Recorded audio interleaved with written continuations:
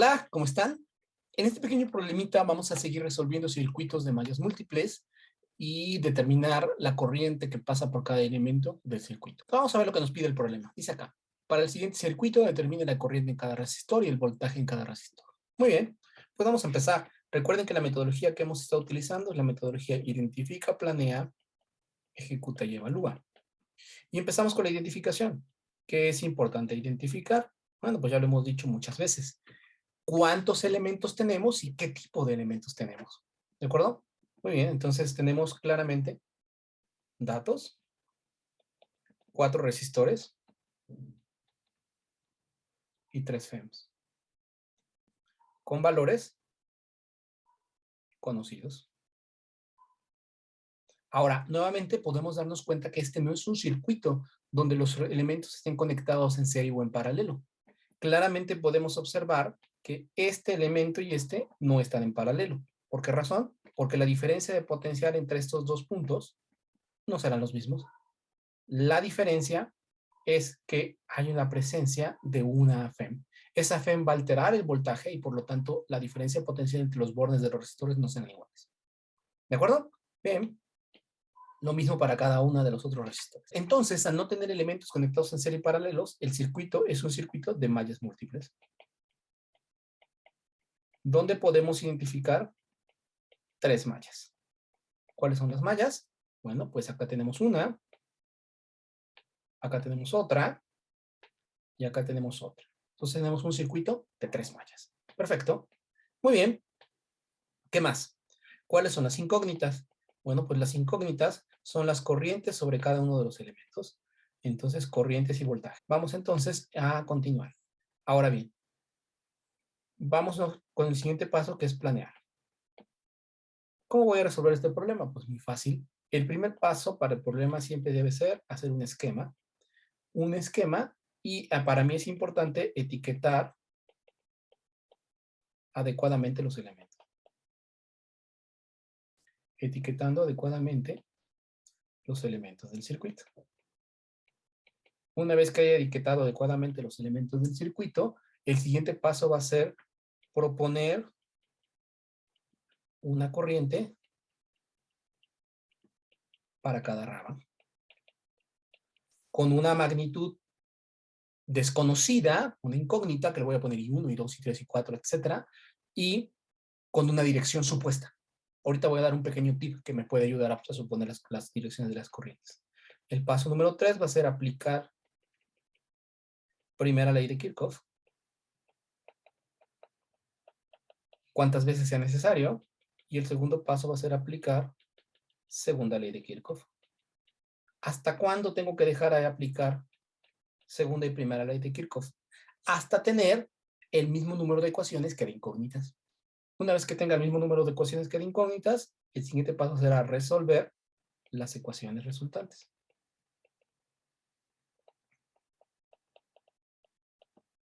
Para terminar mi problema, comprobando el resultado. Es importante para mí comprobar resultados. ¿De acuerdo? Muy bien. Pues ese es el problema que voy a resolver y esta es la metodología que le voy a utilizar para resolverlo. Entonces voy a empezar con la ejecución. Ejecutar. Y tú me dijiste que lo primero que quieres que haga, pues es el esquema. Pues eso es muy sencillo, porque de hecho el problema mismo ya me está mostrando el esquema. Entonces lo que voy a hacer es llevarme esto para allá abajo, copiarlo, pegarlo y utilizarlo para etiquetar adecuadamente pues los elementos del circuito. Ya tengo acá entonces mi esquema. Sale. Vamos a usar este dibujito para etiquetar los elementos del circuito.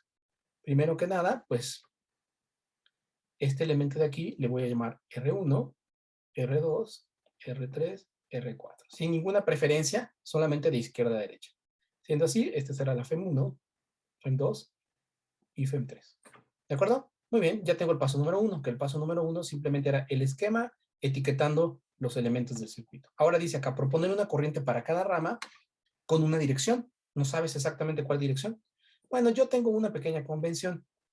Si no sé la dirección, simplemente la supongo en sentido horario. Ahora, cuando hay FEMs en las ramas, las propias FEMs te pueden ayudar a suponer la dirección de la corriente. Vean ustedes cómo esta FEM va de negativo a positivo en el sentido hacia arriba. Es más o menos lógico pensar que la corriente entonces seguirá la dirección de esa FEM. En este caso, la otra rama tiene una dirección de negativo a positivo en el sentido hacia abajo.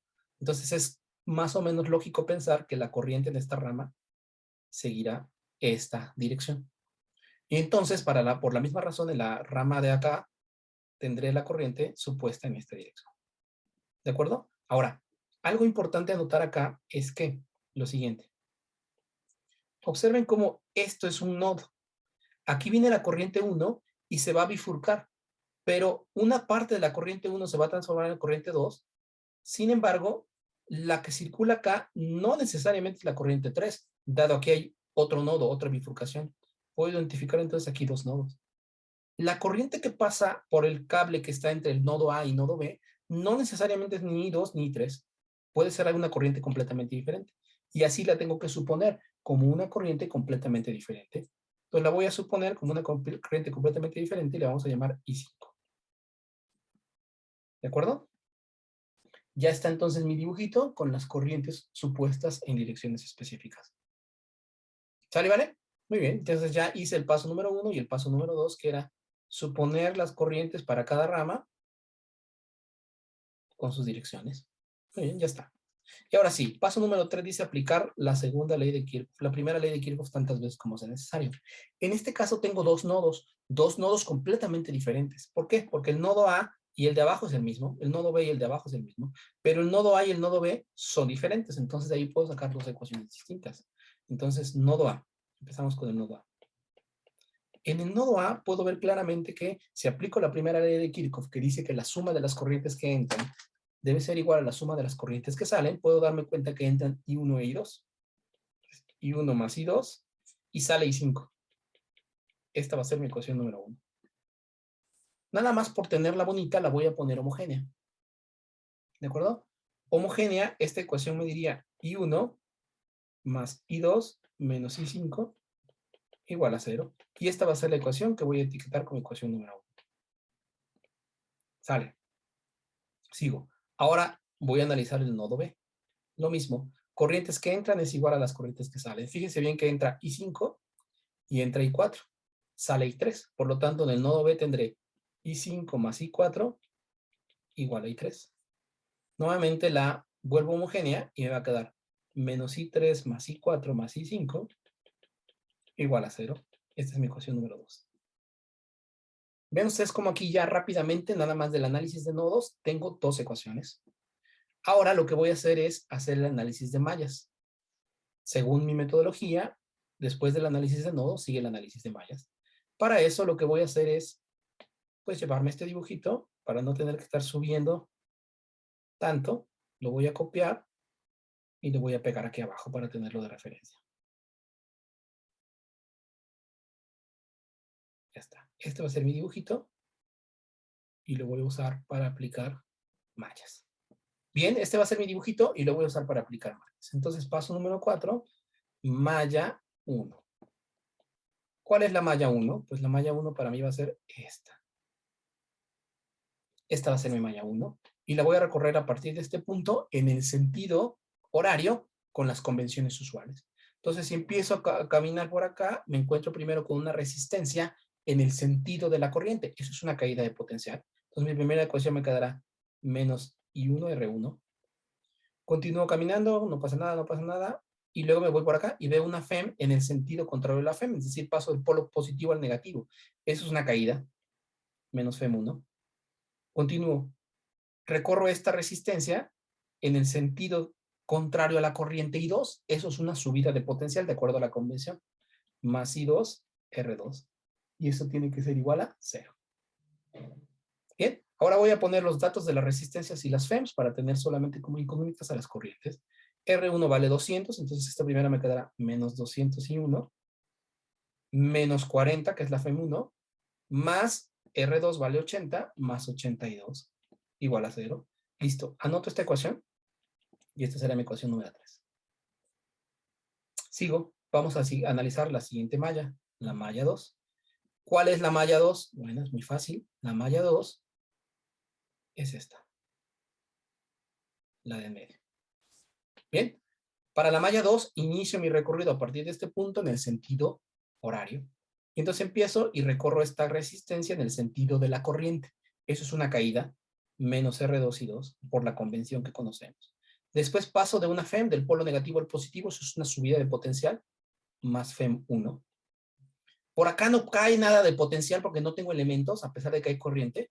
Y al pasar por el B, bajo y me encuentro una FEM que pasa del polo negativo al positivo. Eso es una subida de potencial de más FEM 2. Después recorro esta resistencia en el sentido de la corriente que vuelve a ser una caída. Menos I3 por R3. Y esto tiene que ser igual a 0 porque termina en el mismo punto. ¿Sale? Pongo los valores numéricos para tener solamente como incógnitas a las corrientes. R2, recuerdo que son 80 y lo veo en el dibujo, entonces me queda menos 82. FEM 1 vale 40. FEM 2 vale 360. Y la resistencia 3, aquí puedo ver que vale 20. Entonces menos 23 igual a 0. Hago las cuentas y esto me da menos 82 menos 23 más 400 igual a 0. Paso las constantes del lado derecho para que me quede todo bien. Ven ustedes que al pasar eso de este lado me va a quedar negativo. Si multiplico todo por un signo menos, me van a quedar todos los términos positivos. Y esta va a ser mi ecuación número 4.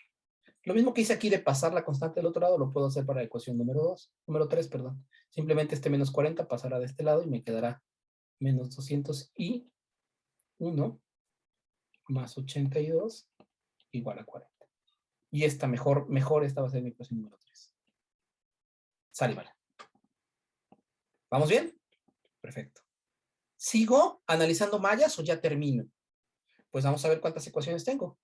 Tengo la ecuación 4, la ecuación 3, la ecuación 2 y la ecuación 1. Son 4 ecuaciones y 5 incógnitas. ¿Cuáles son mis 5 incógnitas? Uy, 1 y 2 y 3 y 4 y 5. Necesito una nueva ecuación. Una más. ¿De dónde la voy a sacar? Todavía tengo una malla que analizar. Tengo esta última malla, la malla de la derecha. Entonces voy a hacer mi análisis de mallas para la malla 3. Malla 3. Empiezo nuevamente de este punto en el sentido horario a recorrerlo. Empiezo recorriendo esta resistencia en el sentido contrario a la corriente. Eso es una subida de potencial que será R3 y 3. Sigo con una FEM del polo positivo al negativo, caída, menos FEM 2. Paso por este cable que no pasa nada. Caída de potencial porque paso del polo positivo a negativo de una FEM, menos FEM 3. Y por último, recorro esta resistencia en el sentido contrario a la corriente. Por convención, eso es una subida de potencial, más R4 y 4. Y termino en el mismo punto, por lo que esto tiene que dar 0. Pongo los valores numéricos. R3 vale 20, 23. FEM 2 vale 360, menos 360. FEM 3 vale 80, menos 80. Y la resistencia 4 vale 70, más 74. Acomodo 23 más 74 menos 380 menos 360 menos 80 me da 440. Menos 440 igual a 0. Y paso este número del otro lado para que quede una ecuación igualada a una constante. Esta es mi ecuación número 5. Ya tengo entonces todas las ecuaciones. Es suficiente aplicación de primera y segunda ley de Kirchhoff porque tengo 5 ecuaciones para 5 incógnitas. ¿Qué sigue de mi metodología? Pues vamos a ver. La metodología dice aplicar segunda ley de Kirchhoff y luego dice resolver las ecuaciones resultantes. Voy a anotar todas juntas las ecuaciones para poderlas tener y resolverlas. Y 1 más I2 menos I5 igual a 0 es la primera ecuación. Entonces, ecuaciones resultantes.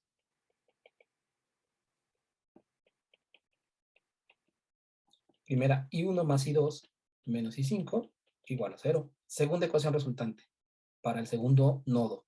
Menos I3 más I4 más I5 igual a 0.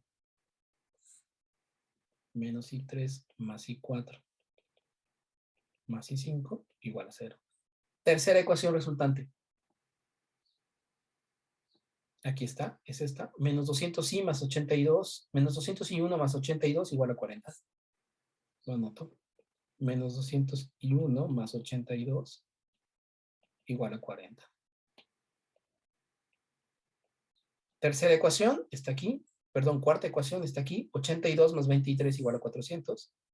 82 más 23 igual a 400. Y la última es 23 más 74 igual a 440. Tengo acá mi sistema de ecuaciones y voy a resolver ese sistema de ecuaciones. Puedo resolverlo a mano, puedo resolverlo con sustitución, suma y resta, igualación. Es un sistema grande, 5 por 5. Mejor voy a utilizar una herramienta tecnológica y la herramienta es Matrix Calculator, cuya liga les pongo acá abajo en los comentarios para que la puedan utilizar. Es una liga gratuita de cálculo matricial y me ayuda a resolver sistemas de ecuaciones. Vamos a resolver el sistema. Muy bien, ya tengo aquí Matrix Calculator. Nuevamente me voy a la barra de opciones de la izquierda, selecciono solución de sistemas de ecuaciones y aquí aparece ya unos cuadros para meter las ecuaciones y simplemente tengo que sustituir los valores de las constantes. Aquí las incógnitas están etiquetadas como x1, x2, x3, x4 y así sucesivamente. Las mías se llaman y1, y2, y3, y4, pero no tengo ningún problema. Simplemente x1 corresponde ahí y así sucesivamente. Por default me aparecen 4 ecuaciones con 4 incógnitas. Como mi sistema es de 5 ecuaciones con 5 incógnitas, ¿cómo le hago para tener espacio para llenar la incógnita, los coeficientes de las incógnitas 5? Pues muy fácil, aquí le puedo agregar celdas. Si fijan en esta columna de acá dice celdas. Entonces simplemente le pongo más y me aparece la quinta columna y la quinta fila. Para tener un sistema de 5 por 5. 5 incógnitas para 5 ecuaciones. Aquí lo que voy a meter son los coeficientes de las diferentes incógnitas, específicamente en mi caso, los coeficientes de las corrientes. Hay que meter con mucho cuidado los datos de las ecuaciones. Ya tengo acá. Entonces hay que meter con mucho cuidado los datos de las ecuaciones. Ya aquí ya los metí. Ustedes pueden revisar que tengo los coeficientes 1, 1, menos 1, menos 1, 1, 1 igual a 0, menos 280 igual a 40, etc. Lo puedo resolver por cualquier método que quiera. Por ejemplo, por regla de Kramer, lo resuelvo y me da estos resultados. Entonces me los llevo. Voy a pegar esto, que es lo que realmente me interesa. Lo copio y lo pego en mi apunte para ya saber cuáles son las corrientes.